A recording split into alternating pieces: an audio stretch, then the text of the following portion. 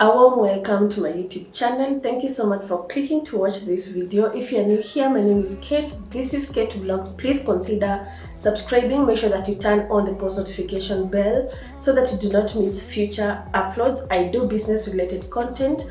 So if this is the kind of content that you love, please do join the family. It is actually free of charge to like, subscribe, and also comment in this channel. So the reason why I'm here today is just to discuss something small because I've been shopping so much for people who are starting their businesses.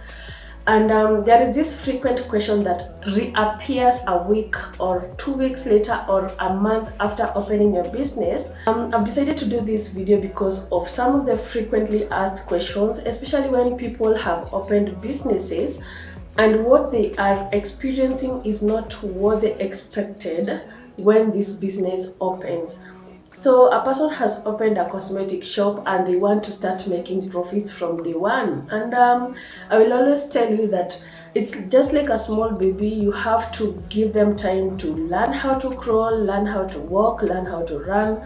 It is also the same as teething. So the baby has to grow teeth one by one.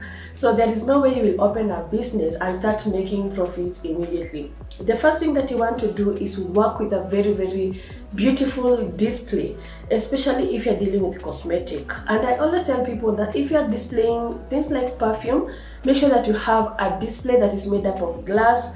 Work with a lot of bright lightings. Make sure that you have this snake lights. I don't know if they're snake lights or they're strip lights. Make sure that those lights are as bright enough as possible. Another thing you want to do is make sure that you paint your shop as bright as possible. If you have opened your business this month, do not expect to make a lot of sales in the first few weeks after opening, because definitely people are still learning about the new business in their area, and then most of the people don't also know what you're selling. So some people will come there inquiring about product A, product B, product C, and that is when I talk about display. So when you display things outside the shop, when you're displaying, you're showing people that you're selling these hairs, you're showing people that you have an area outside the shop that has a display made up of glass, and that glass is showing exactly what you're selling: earrings, chains, jewelries, perfumes of all types. Those displays are some of the things that will do the first sales for you. Something else is that when you open your business, there are days when you are going to register zero sales. And it is not only you alone. Most of these people that even have wholesale shops in places like Kamkunji, Eastleigh, sometimes they register zero sales because every day is not the same, but there is this day when you're going to make a lot of sales. Sometimes back I used to tell people to be opening their shops on Sunday, especially if you have a cosmetic or a beauty shop in an estate. You can open on Sunday, but you can decide that Sunday is a rest day. But one thing I will tell you is that most people do not work on Sunday. Most people are employed from Monday to Saturday. The only time they get to maybe do their hairs, buy things that maybe they have run out of, like for example, hair lotions. Some people want to buy shampoos, some people want to buy braids. This is the day some people will be making their hairs. So make sure that even if you go to church from morning maybe up to mid-noon, make sure that you open your shop on Sunday afternoons, because this is the day when some people will always have time to make their hair. Something else that will happen when you open your businesses is that if you're not very careful, you're going to lose a lot of money. Some people will come to your shop and they'll be buying products in bulk. You'll get somebody buying like even 10 braids. They want 10 braids, they want two shampoos, 2 conditioners, they want earrings, they want bandanas. They give you 1,000 shillings. You're new in business, you have never sold in any other shop, so you'll end up panicking. This person has bought a lot of products, so you'll end up returning extra change or even lose some money in the process. Something else that will happen if you're a beginner in business is that most probably you're going to lose your money via pay bill and buy goods services. If you're not very careful, I know that you've gone to these shops where they're telling you, if you have already paid, I need to see your phone, I need to see the message. And sometimes people feel bad when they're told that way. But something that I will always want you to know is that if somebody pays through Paybill, there is a probability that you're going to lose money. I'm talking out of experience because this has happened to me. I've never forgotten about that instance where I sold this hair that's called Afro Baby, and then the client sent the money to my account, my equity account via Paybill. She sent 600 shillings. That day the Paybill had issues, and that is how I lost the 600 shillings because the customer got the message from M-Pesa that she has sent the money, but I think because equity had issues that day, people lost a lot of money. So be aware of that, and I will advise you to tell people to send money to you via M-Pesa Pochi la Biashara.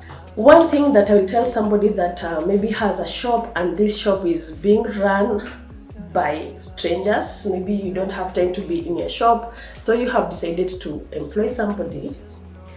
Theft is inevitable even when the CCTV is shining bright on their faces, because there are some things that will be happening. Maybe the customer is asking for product A, that product has to be like counted. You will not be able to see some details in the CCTV.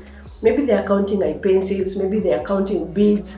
If this is a cosmetic shop and the person that is selling in your shop is a stranger, maybe you've just employed a random person, stealing is inevitable for small products. Unless you are in a position to count all the beads in your shop, count them, which is a lot of work because beads are small and earrings are small. So those are some of the things that will be stolen, but some people will also see the CCTV and they will be afraid to do so. So having a CCTV is important because it will try to control the amount of theft that can happen, but the small types of thefts are inevitable. I hope you understand what I mean. Losses are inevitable in a business, especially with this weather that is in Africa. Most of the people will always come back to me. Some people will always tell me that, Kate, the perfumes have lost smell, and it is always about storage.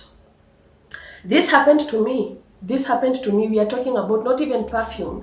When we talk about things like body splash, I remember there was a time I used to display the body splash at the counter, at the display, at the glass area. But this place used to experience a lot of sunlight in the morning. Remember that the direction where the sun rises from can directly affect the products that are hit by that sun in the morning. So I never used to remove them from that place when the sun was really shining bright. It got to a place where a strawberry scented body splash turned colorless, from pink to colorless. And we are talking about body splashes that were around 30. And that is the same thing that happened to products like Arimis, products like Miadi, not Miadi, it was Movit styling gel, the black one. It actually turned into hard lumps because of being put in direct sunlight. Those are things that you should avoid, especially when you have a new shop, you don't have ideas on how these products are written. Put away from direct sunlight. So sometimes you want to display them and then you end up losing a lot of products. Also, some losses are also inevitable, especially if you are not very keen on the expiry date of these products. So you might end up buying products which the expiry date is nearing. Sometimes even the sellers will lure you into buying the products. They tell you that these products move, and it is because they know that the expiry date is due. So that is one mistake that I also do sometimes when I forget to check the expiry date. But you should always remember to check the expiry date. It will really help you when you get the products in your shop. Yeah. So somebody calls me and tells me that, hey Kate, I opened my shop 2 weeks ago, I don't register any sales, or if I sell, I get 200 shillings per day.